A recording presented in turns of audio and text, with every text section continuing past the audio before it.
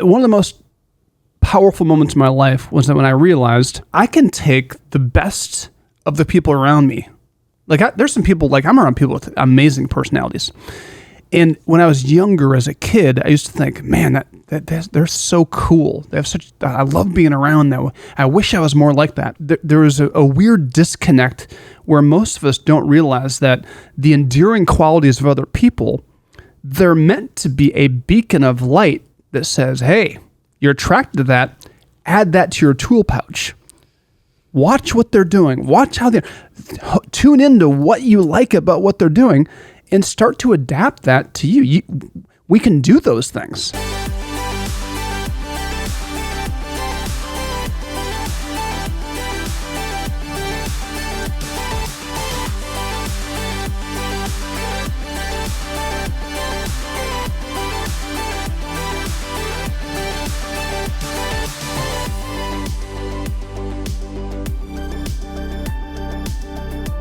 Do you have a needy personality or a sacrificial personality? That's the focus of today's podcast. Welcome to 5-Star Life Show with Coach Seth. I'm joined in studio with my amazing co-host, Coach Mia. Thank you. What a topic, right? It's a great topic because I think you're living this out right now. I am. Guys, I'm sacrificial. She is a sacrificial personality. And let's just get this out of the way because, let's spill the beans. Let's talk about in real time how you're sacrificing right now. I gave up lunch. She gave up her lunch. To do this podcast. To many people, myself included, doesn't eat lunch. Like lunch is just take it or leave it. For me, giving up lunch is like giving up, a limb. This is a big deal. It's true. Like if you had to choose like lunch or losing my right leg, like that'd be a tough choice for you probably. It would. But I do this for you, not me. I'm just a nicer person if I have food in my body. So we're going to have a great show. If you just tuned in for the first time, I really want to encourage you to hit the like button. And if you've been listening for a while, hit the subscribe button so you don't miss an episode. You can also watch us on YouTube at the 5-Star Life. Also, I'd just say, if you're not driving, go to 5starlife.org and learn more about the mission we're on to change the face of culture, of sports, of education, and get involved, be a part of the solution. Everything that we're going to talk about in this show is from a lesson that we had actually just filmed that's going to go into production where kids across Michiana and from Michigan to Florida will be impacted by it. You know what? Can we talk a little bit? Because you said the solution. And I don't think we talk about that enough, about our curriculum and how it is a solution. It is a solution. So, look at all the media reports with all these issues. Everybody just kind of scratches their head and says, what is wrong with America? Actually, what's wrong with the world? Yeah. And the world's on fire. And we always point it back to the core issues. People don't want to talk about core issues. People want to talk about political issues. That's the talk of the day. If you want to go back to the root issues, get to the root core issues of a person, their success or failure comes down to this operating system that we call a mindset. And we are who we are. We act how we act because of what's in our core. And if you start to make changes to the core of kids and create a healthy environment that's based on love, acceptance, truth, all of a sudden they get really strong and secure in who they are, and they can start to think critically about all of life's decisions, about politics, about relationships, about their finances. That's really why we are the solution. We're teaching them not necessarily what all to think, but how to think. And I think we do it in an incredible way that it's simple. It's a simple implementation, especially in schools and our app. And well, that's because we believe that people are incredible. We believe kids are incredible. There's so many haters right now in culture that are talking about how bad kids are, how bad people are. I don't believe that. I believe that we're caught up in this toxic cycle. But if something could jar, when we get jarred and we break the cycle, we can pause and just take in where we are, where we want to go. It's amazing how really simple solutions come into play that we could, actually take steps to change our situation. That's all 5-Star Life Video Curriculum does. It creates a pause. And then it creates, some really simple, practical action items for them to pursue. And it's part of their school day. Part of their school day. If it's a club, it's part of their club time. And we use it in 5-star basketball. Obviously, we use it as the base of every program we run. Mm-hmm. And all we've seen for the last 20 years is the longer kids are in our programs, the higher their grades rise, the less behavior issues they have, the better their mental health is, and the less attendance issues they have. They're at school more. They're engaged more. It's so fun to talk to former students. So, my son, Jordan, is getting ready to go to flight school. Mm-hmm. And who are we consulting? With anybody that flies, any pilot. And we have a kid in 5-star that I think he's probably been on our show at some point years ago when he was going through college, graduated 5-star, was a high school leader, came back, was a volunteer. When he was in college at IU, would intern with us in the summers, went on to flight school, and he's been a pilot for the last 4 years. So it's now we have the full circle process where a kid that you impacted is now impacting you. That's how life in this life cycle is supposed to work.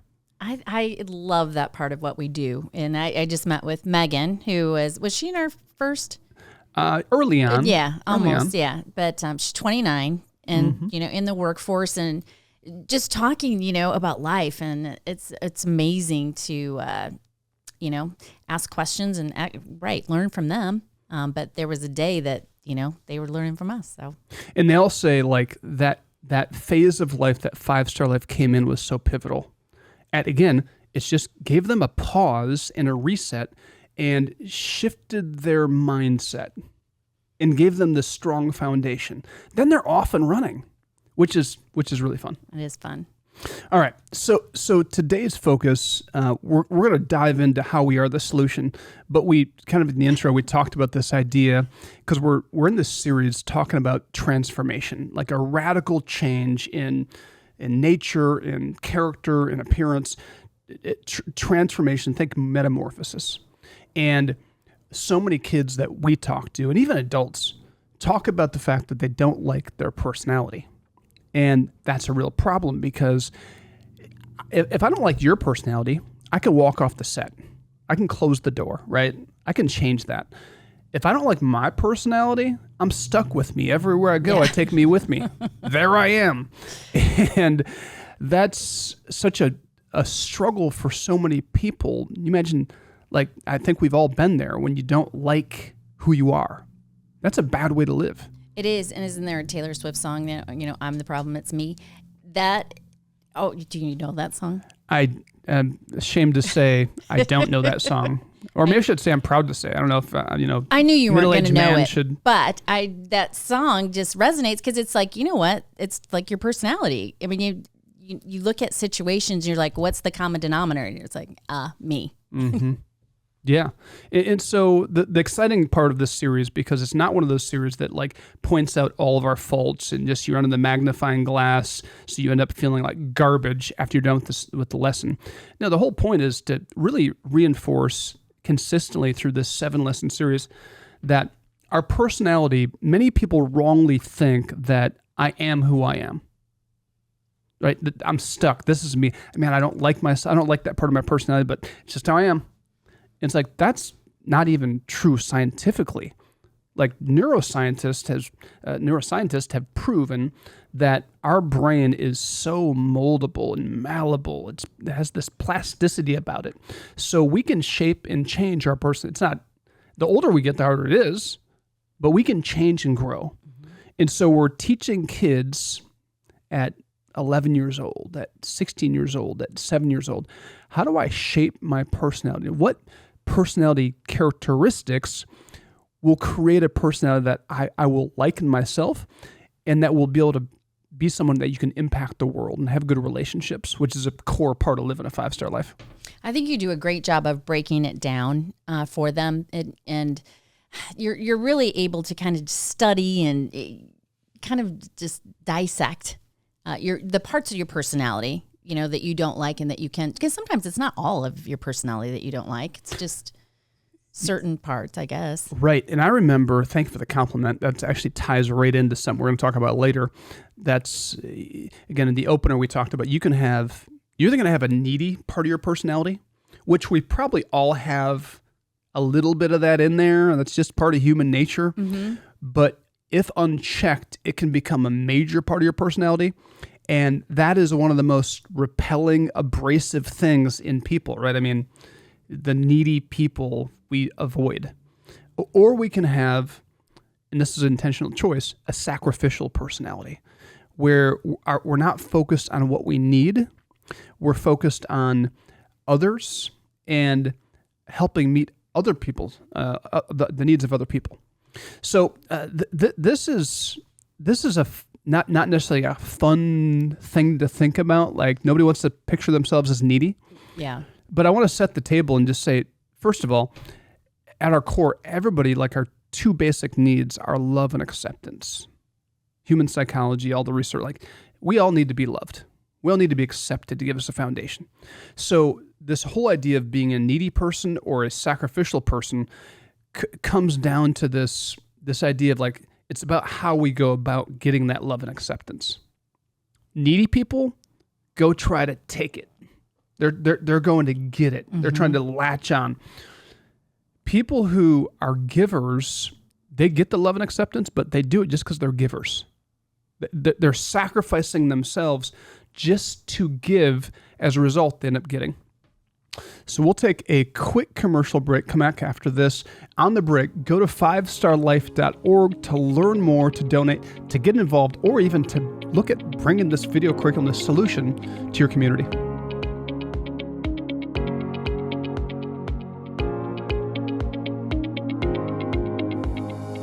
Did you know that you can bring the values, lessons, and mindsets Coach Seth discusses on the 5 Star Life podcast to your local community? Schools are searching for programs and content that work. Just a simple introduction to your teacher or principal could be a game changer in your community. Inquire at 5starlife.org and someone from our team will be in touch.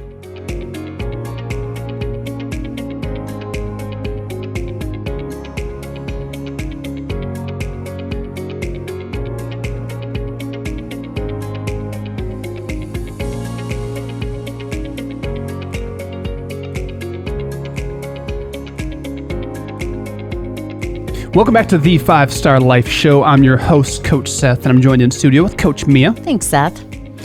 So we're talking about this whole idea of personality and how do you shape that? And ultimately, it's an intentional choice. That's what we teach kids. Like, you are not just fixed in this personality state you're in right now. You can change, you can grow, which should be super encouraging, right? Yeah. One of the most powerful moments in my life was that when I realized I can take the best of the people around me. Like, there's some people, like, I'm around people with amazing personalities. And when I was younger as a kid, I used to think, man, they're so cool. They have I love being around them. I wish I was more like that. And I wish I would have had somebody that could have said, Seth, you can be like that. But there is a weird disconnect where most of us don't realize that the enduring qualities of other people, they're meant to be a beacon of light that says, hey, you're attracted to that, add that to your tool pouch. Watch what they're doing. Watch how they tune into what you like about what they're doing and start to adapt that to you. We can do those things. Why do we not, I guess number one, doesn't anyone teach us that? But why do we not also, like, innately understand that or, like, feel that we can have that? I think, part of it, I think, is the rat race of life. Yeah. So you think about how hard it is to be a parent when you're working and you have not much time, not much energy, and we're in this Western culture that's just go, go, go, go, go, or it's a screen. There's just not nearly as many moments for kids and parents to connect. And I would say there's not as many touch points. Like, I grew up going to church with the family. I grew up going to the grocery store, and there wasn't technology. I've talked about this before. There's going to be some amazing research that comes out in the next 5 years about this, I believe. But my my hypothesis is this. There are so few interactions where kids are watching their parents interact with other people. They're not looking at those. I think kids aren't even looking at those wonderful personality traits of adults. For me, my parents were around some amazing people. So I would see like, oh, that person's funny, or that person's so warm and kind. I think a lack of touch points that kids have, because instead of watching those interactions, they're glued to their screens. So they're missing the learning opportunities that you and we might have been kicking stones or bored of our minds, but we were gleaning some things. Mm-hmm. That's interesting.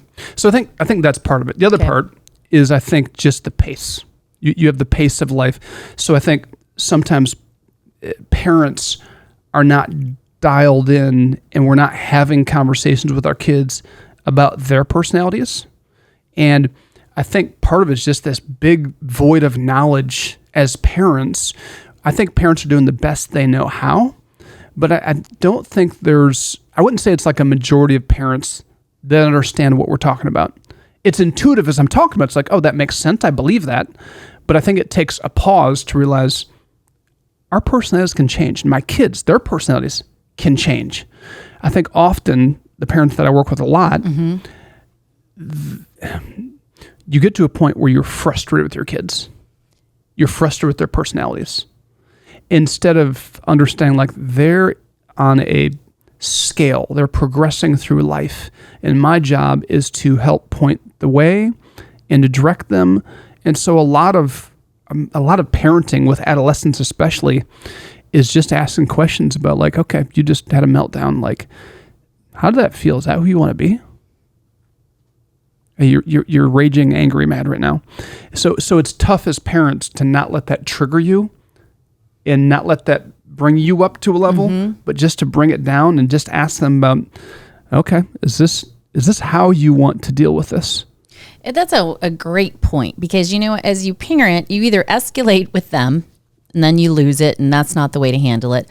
Or you go the other way, that it's now, you don't lose it, but you're coddling, and you're still, nobody's even asking the question, Yeah, just, it's like false peace. Yeah. So like there's that idea of being a peacekeeper or a peacemaker. Yeah. And I think that's probably a good way to look at that as far as parenting. You have some parents that are peacemakers. They're going to make the peace. And there's a fine line, because it's tempting as parents to try to solve everything right there and then, and to try to really focus on behavior. And the older kids get, as they get into adolescence, it's so important to bring it down a notch and help your kids think about their own reactions, their own responses, their own emotions, and help them think that through. Do you think it's earlier now that you have to address that? Well, I think that you see some, like in the grocery store, I saw a mom that she had like a 2 or 3 year old, and she's trying to have this little toddler is having an absolute meltdown. Yeah. And she's got the 100% right motives and heart. She's trying to do what I'm talking about right now, but the girl isn't 13, she's 3. So like a 3-year-old, it's very hard to try to get into those conversations. It's a little more about giving them options. Like, okay, so you can either like lay on the floor and throw a fit, or you can stand up and you do one or the other. If you throw a fit, when you get home, you have to answer to your dad, or you're going to have, whatever, some kind of consequence. Right. You give them choices. It's not a long conversation. It's like option A, option B. Give them the power to make a choice. Kids are smart. They'll make the right choice. They don't like pain. They don't like suffering, right? Right. They're sharp. But I guess what I'm asking is that, the conversations that you had in 5th grade, are those now 3rd grade? It's getting younger and younger for sure. Again, this is changing the game. Kids are growing up way too fast. Their naivety and their innocence is being taken through the technology and the things they're watching, the things they're listening to. So I think in some ways, yes. And every kid's different. Some kids mature faster than others. So I wish I had like an exact age or number, but I think so overall. But it's just to be aware. Like, I think awareness is huge. And I think the other thing for parents is having dialogue with other parents. I think it's so important to have people that can support you through the journey instead of just, we wrongly think and we put a lot of false pressure on ourselves to have it all figured out and be this all-knowing parent that I should know it. And so I'm almost embarrassed or ashamed to ask for help. But it's so wise to bounce things like, hey, Jordan struggled, or Elijah or Kobe, they're struggling with this one thing right now. I was always asking people's advice for, what do you think about this? How should I handle this? Or do you have any tips? And that was super helpful to me. Yeah. And I think getting the ego out of the way is helpful as a parent. I think too, there was probably, I don't know, are there as many opportunities to gather as parents? If you go to church, there used to be small groups. I don't even know if there's small groups anymore in a church. There usually are, which just, we're too busy. Yeah, I was just going to say, you know what? Because most people. Too busy. Yeah. Ugh. We have this program called the 5-Star Life SNAP Leadership Program, and it's just an amazing program, and it's for kids who get into minor trouble, and we're diverting them from the system, and it's got like an 89% success rate. It's incredible, but parents are mandated to attend with their kids. At first, they don't want to be there, but after the first session, they love being there. So it's amazing how sometimes carving out time and space where we can be with other parents, it's so, again, with the right curriculum and leadership, it's actually invigorating. People leave lighter, more excited, and they're practically implementing some of these things that we're talking about right here as parents, which is really fun because they get to see it change themselves, and then they get to see like that leadership trickle-down effect that impacts their kids. Now their home environment is starting to shift, and all of a sudden they feel like I'm actually parenting, like I'm leading. So it's very empowering. All right, we got to take a quick commercial break. We'll be right back after this. 5-Star Life is a not-for-profit organization dedicated to changing the face of culture by changing kids' mindsets. Since 2005, we've impacted hundreds of thousands of lives thanks to the generous support of individuals, small businesses, corporations, and foundations. Are you interested in helping 5-Star Life grow into all 50 states? With your donation or introduction, you can help bring 5-Star Life to your community, school, and state. Go to 5starlife.org and send us an email today. That's FIVESTARLIFE.org. Welcome back to the 5-Star Life Show. I'm your host, Coach Seth, and I'm joined in studio with Coach Mia. Thanks, Seth. I'm enjoying our conversation. Well, it's a really interesting conversation. We're talking about personality, and research says that, it's not your skill, it's not your education, it's not even your talent that is most responsible for getting a job, keeping a job, or getting promoted in a job. It's really your attitude, your personality. That it's the soft skills that are the most important things. That it informs your income, it informs your family relationships, your friendships. Like personality is a big deal. So we're shining a spotlight on it for our kids to say, hey, listen, let's hone in. You want to live a 5-star life? Start to dictate and shape who you want to be. I mean, isn't that a fun question to ask yourself? Like, who do I want to be? I love it. And your opening on some of our lessons is always like, a doctor, whatever. No, that's not, that's who you what you want to do. It's not who you want to be. And I love that question because people don't correct it. Yeah, I heard somebody say this. I was like probably 17. I remember, have you ever heard of Ed Cole? Mm-mm. He was this guy that he was a great mentor to many men. And he just said like, men, he was talking to men, like have an identity crisis. They don't know who they are. Like ask a man like, hey, so tell me about yourself. Who are you? They'll go into their career, their job, their title. And it's like, no, that's what you do. That's not who you are. Who are you? Who do you want to be? Those are next level questions that get you thinking. I remember as a 17-year-old being like, what is this guy? I'm like, oh, this is actually really good. Because at that phase in my life, who I was as a basketball player. So those deeper personality questions about who you want to be make you dig a little deeper because we can become really shallow because the world is so fast and it's shiny and sparkly and that's what we think about. It's like, who do you want to be? I want to be a person of purpose. I want to be a person that's loving, that's kind.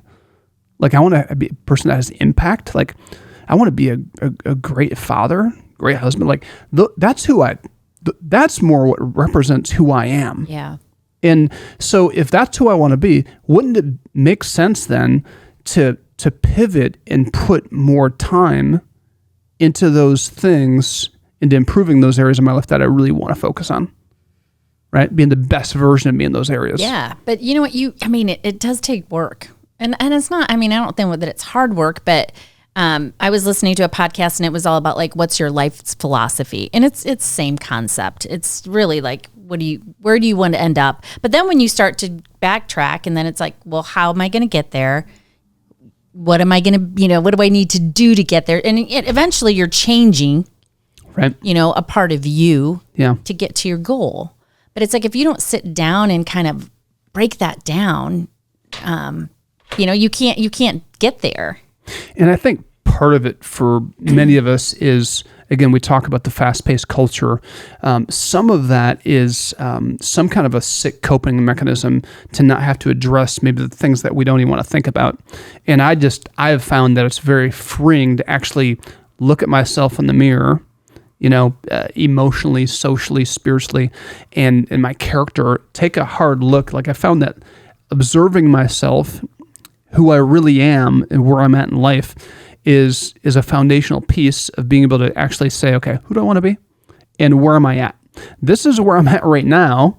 So I've got some work to do. And it's not like a beat yourself up session. Right, yeah. But why do people though, you see it in coworkers, you see it in your children, when you're not winning, you just put the blinders on and you just look down. Like, I don't want to address it. I don't know what to do. I'm stuck.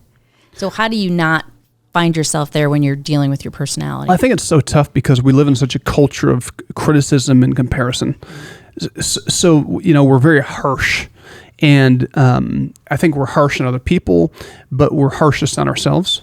And I just read a study about, it's really interesting because basically the study was all about, people are actually way less critical of you than you think. We're way more critical of ourselves. So the study was like, it would pair people up that didn't know each other and they'd have this interaction and then they would rate, how the other person's personality was.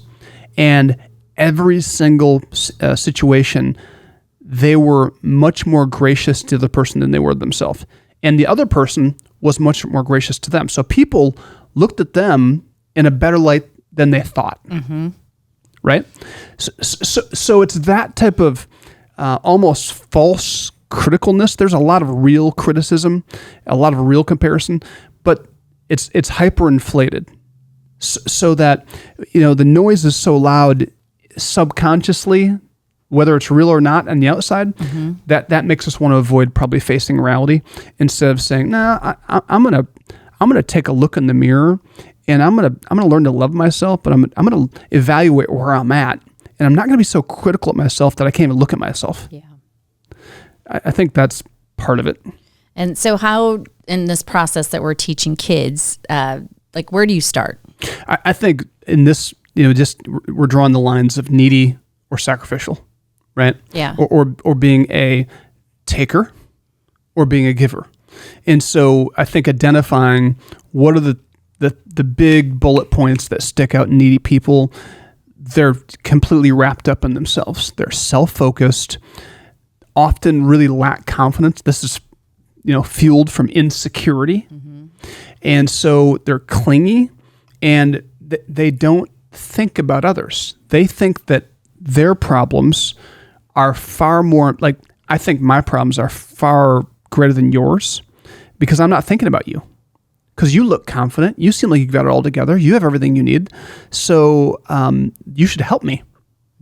That's a needy mindset. But you don't know that I'm starving inside.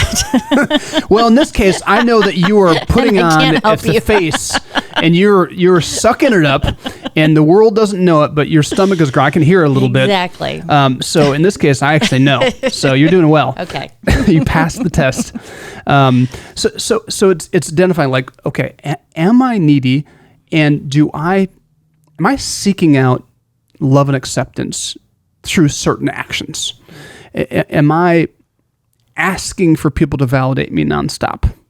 Do I need other people to prop me up? Or am I okay with who I am? I think that's the first kind of part to look at. I think the next thing is like, okay, how often do I think about others? That's a great question, really, when you're evaluating. Because, I mean, even me sometimes, I'm like, oh my gosh, all I've thought about is me, today. So we all know these needy people. And again, like I said at the beginning, we all have a little needy person inside of us. It's all there for all of us. So I'm not casting stones. I'm talking about the people that have not kept it in check. And I have some of those people in my life. We all have them, right? Right. People that are black, I call them black holes of sucking neediness that, to be honest, I want to avoid them. Yeah. Because they are like leeches that latch on and they won't let go until they've sucked you dry.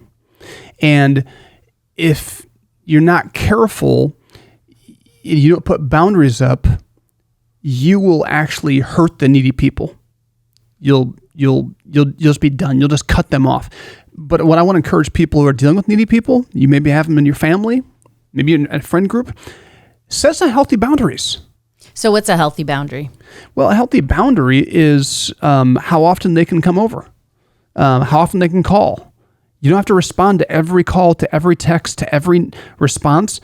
Like, for the most part, friends, you kind of drop things to go help them, serve them. Yeah. But to the needy people, there's no end to it, right? There's no end. They will just keep asking and asking and inviting, and they'll suck you dry. So you got to be able to set really clear boundaries. It's like, yeah, can't do that today. Sorry. And if that offends them and hurts them, that's their issue. I think for me, then I get guilty. Well, that's what they want. Yeah. Because deep down, whether it's conscious or subconsciously, they're very manipulative and they know that. I can play on your emotions and they will make you feel ashamed of yourself and like you're a bad person. And you can't buy into that. You have to set some harsh boundaries because you have to recognize they're needy, they're insecure. I can't help them if I'm trained. Yeah. We'll be right back after this.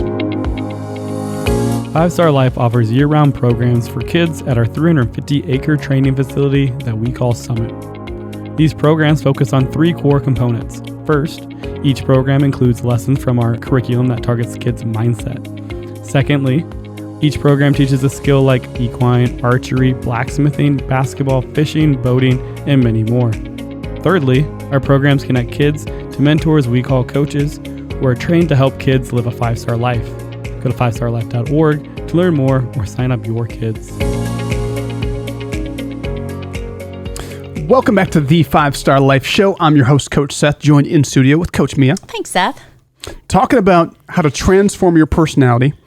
And one of the most abrasive, repelling personality traits is that needy, clingy, self-focused, manipulative person. And we don't want that. We want to be the sacrificial giver. There are people in my life, you're one of them, who's a giver. Very thoughtful. And I've found in life that you can kind of categorize people into 3 categories. There are givers, there are matchers, and there are takers. Matchers flip-flop between givers and takers. If you give me a gift, I'll give you a gift. But if you don't give me a gift, you're not getting one. Give me a smile, I'll give you a smile back. Don't give me a smile, not getting anything from me. Takers, we already explained the neediness of takers. They live to take. Givers, though, it's so rare that somebody is truly a giver, because the unique quality of a giver is they give with zero expectation of anything being returned, right? They're not giving to get. They're not loving to love. They're not serving to be served. They're just giving. And it's so pure that they're not expecting anything in return. And when it doesn't return, they're not offended or upset because that wasn't the intent. That is rare.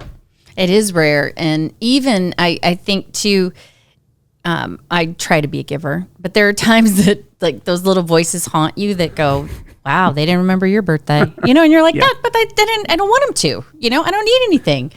So you're constantly even battling that when you're trying to truly give, for me. Yes, and there's a balance to this, because I think as you think about being a giver, when you think about your personality, you want to have a giving personality, that you're just giving. When it comes to like your inner circle, I'm not close friends, like real close friends, with needy takers. Mm-hmm. Why? Because closest friendships, you're trustworthy. And when you're just a taker, you're not trustworthy. You're needy, self-absorbed, manipulative. That's not trust. You can't build trust on manipulation. Can't build trust on self-centeredness. Mm-hmm. There's this reciprocal relationship. So closest friendships are reserved for reciprocation. So I want people to be confused with what I'm trying to say. Sure. And I mean, the older you get, it's more clear. But I was just thinking, like, as a kid, can you really process that or understand? Or I think kids can, and it's why we're talking about personality. As a person, you want to have a personality of a giver, because needy takers, they repel people. Givers, people who sacrifice, it's attractive. Like, and there's some really practical ways to become a sacrificial giver. And one is just acts of service.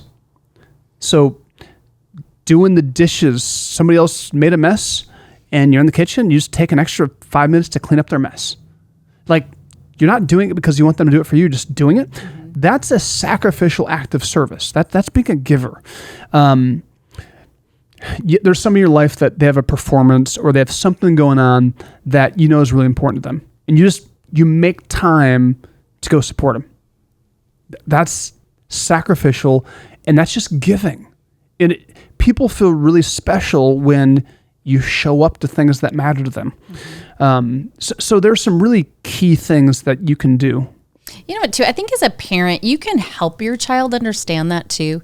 I mean, obviously, when you're in 5th grade, you can't drive. But if you know that their friend is in a play, do you want to go watch the play? Or, vice versa, too. Like, invite their friend to come watch your child, too. Because kids love that. Yeah, and so it's, again, I'm not saying technology is the devil, but it has changed kids' brains. It is a dopamine hit, so they're addicted. And I'm going somewhere with this. Kids would rather be in front of a screen doing something entertaining than going to support a friend or a cousin's at a soccer event that's 5 minutes from their house when they have time to do it. Mm-hmm. It's like, I don't really want to do that. Right? That's a taker. That's that's missing an opportunity. I'm not saying you have to be a part of all those things, but when it makes sense, that's a practical way to sacrifice and give. And it's really healthy. This is where parenting comes in. Parents, challenge your kids. These are opportunities to teach your kids, like, hey, let's go support them. I don't want to. I want to watch my show. Or I want to play video games. Or I'm supposed to play Xbox with this person. Like, okay, that's okay. But we're going to go sacrifice and we're going to show up. We're going to be givers. Mm-hmm. And we're going to give our time. We're going to go down to grandma's and we're going to wash her windows. You're not getting paid. You're just going to volunteer. You're giving. Because that's who we are. We're givers. We're generous. That's where it gets exciting as a parent, to create this kind of family culture and DNA and legacy. I'm just reminiscing of all the things I had to do for my grandma. I didn't get paid either. Just so you all know. Yep. So the other practical way to be a giver is by offering words of encouragement. complimenting people, encouraging people, and all of, acts of service and words. It takes being aware of other people, right? Because you have to find something to compliment. You have to find something to encourage. You have to find something, a need that you can fulfill as an act of service.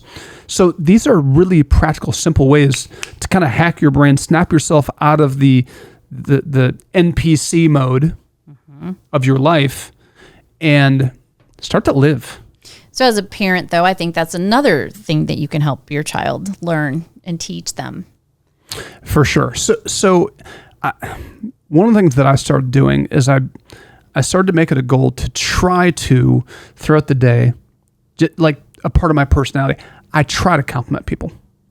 And it's something that's grown on me. It wasn't a part of my personality. I've added it. Like, my personality has changed so much in the last 20 years. And I think using your words to compliment people in our culture, especially kids, it's weird to compliment a peer. It's like, it's weird. It feels strange to like say something nice to somebody. People think they're being weird. So they have to break through that stigma and just get used to being the person that's always building somebody up, because the other person's going to like it.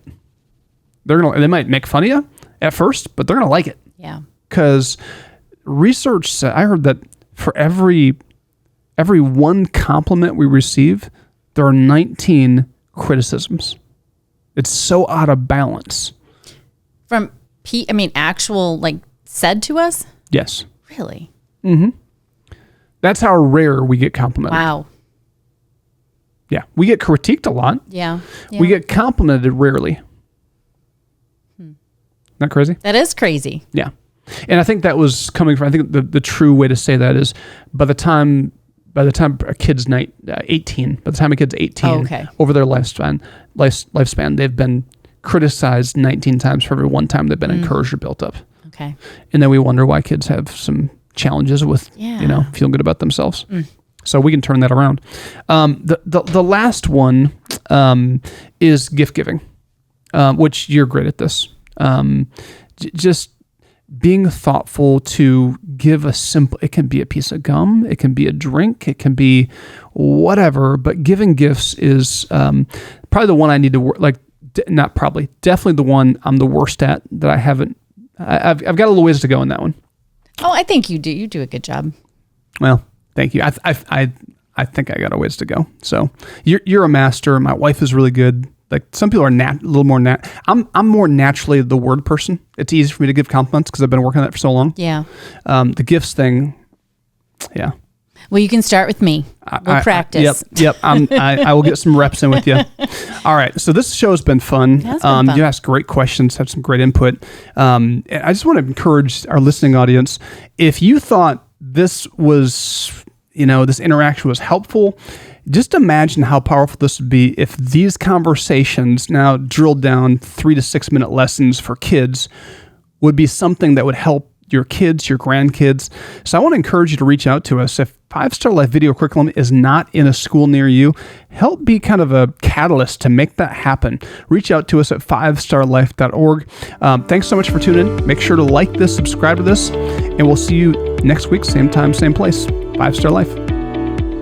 At 5-Star Life, we are changing the face of culture through education and sports by changing the most important piece of a human being's life, their mindset. If you are interested in being a part of our journey, please visit 5starlife.org for more information on volunteer and donation opportunities.